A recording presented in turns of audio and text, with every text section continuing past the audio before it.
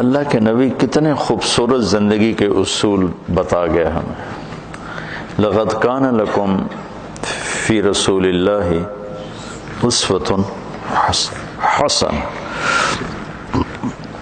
اور لقد یہاں جب لام بھی تاکید کا قد بھی تاکید کا جب دو اکٹھے ہوتے ہیں تو قسم کا معنی بنتا. تو اللہ تعالیٰ قسم اٹھا کے فرما رہے ہیں لکم تمہارے نفع کے لیے. تو یہ نفع والا لام ہے کہ تمہارے نفع کے لیے ہے، اور سر خاص طور پر تمہارے لیے کہا جا رہا ہے. فی رسول اللہ اسوۃ حسنہ.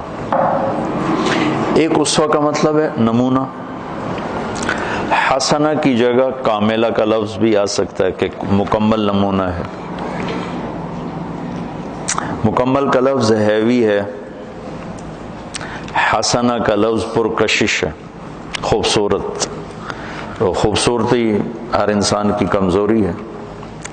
ہر انسان مرد ہو یا عورت، بچہ ہو یا بچی ہو، خوبصورتی کی طرف کھنچ جاتا ہے. وہ کسی رنگ میں بھی حسن ہو تو انسان اس کا دیوانہ بن جاتا ہے. ایران کے بادشاہ نے ایک شعر کہا، درے ابلک کسے کم دید ابوت. ابلک موتی کبھی کسی نے دیکھا ہے؟ ابلک کالا سفید. تو اس نے شعراء کو بلا کر کہا کہ اس پہ مصرع مکمل کرو، مجھ سے نہیں ہو رہا.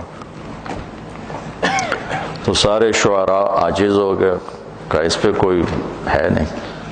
تو ہندوستان سے تعلقات تھے ایران کے بادشاہوں کے. تو اس وقت اورنگزیب کی حکومت تھی. تو اس کی بیٹی تھی زیب النساء، بہت بڑی شاعرہ. تو دربار میں یہ مصرع پہنچا، کوئی شاعر نہیں لگا سکا. تو اورنگزیب نے کہا وہ زیب النساء کو دے دو. وہ زیب النساء پہ ناراض ہی رہتا تھا کیونکہ وہ خشک مزاج تھا اورنگزیب، اور وہ شاعرہ تھی، اور شاعری میں خشک مزاجی تو ہوتی نہیں جب تک اس کے مزاج میں ایک اضافی چیزیں ہوتی ہیں جس کی وجہ سے وہ شاعر بنتا ہے. تو اس کے سامنے مصرع پڑا گیا، درے ابلک کسے کم دید ابوت. تو اس نے بغیر سوچے کا ولے اشک بتان سرما آلوت. واہ، کہ کسی نے ابلک موتی دیکھا ہے؟ تو اس نے فوراً مصرع جوڑا، ہاں معشوق کی سرمگی آنکھ کا نکلا ہوا آنسو.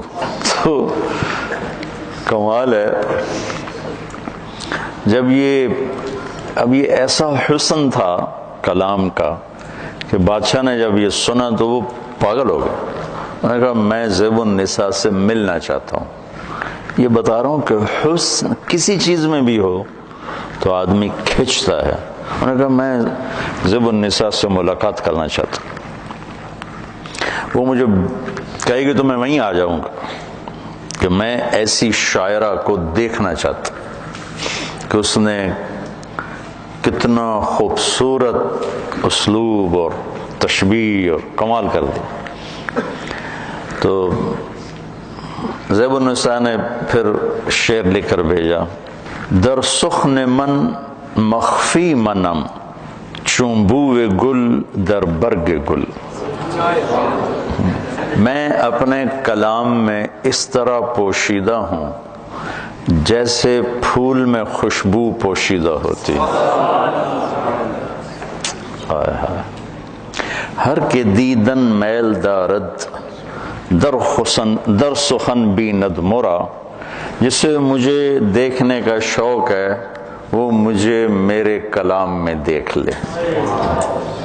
ہر کے خواہی میل دیدن، ہر کے خواہی میل دارد در سخن بیند مرا.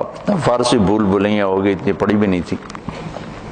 ہر کے خواہی میل دارد در سخن بیند مرا. جو چاہتا ہے کہ میں دیکھوں تو مجھے میرے کلام میں دیکھ لے. میں نے ایک چھوٹی سی مثال دی ایسی اچانک. تو انسانی فطرت ہے کہ خوبصورتی اس کو پکڑ لیتی ہے. تو میں قربان جاؤں، اللہ نے کہا تمہارے لیے حسین ترین اگر زندگی گزارنا چاہتے ہو تو میرا نبی ہی نمونہ ہے. چونکہ ایک ہے زندگی خوبصورت ہو، ایک ہے اسباب زندگی خوبصورت ہو، کپڑا ایسا ہو، سواری ایسی ہو، گھر ایسا ہو، برتن ایسا ہو. یہ تو اس کا علم تو ہمیں معلوم، لیکن زندگی خوبصورت ہو یہ علم ہم نہیں جانتے. اس اللہ کے پاس، اور اللہ کے بعد پھر اللہ کے محبوب پہ اتارا گیا. ما ينطق عن الهوى ان هو الا وحی یوحی. تو ایک ہماری کمزوری ہے حسن پرستی. تو اللہ نے اس لحاظ سے اتنا خوبصورت لفظ استعمال فرمایا، کاملہ کی بجائے مکمل. ایک وزن ڈالتا ہے کہ مکمل ہونا پڑے گا. اور حسنہ، حسن کا ہر کوئی دیوانہ ہے.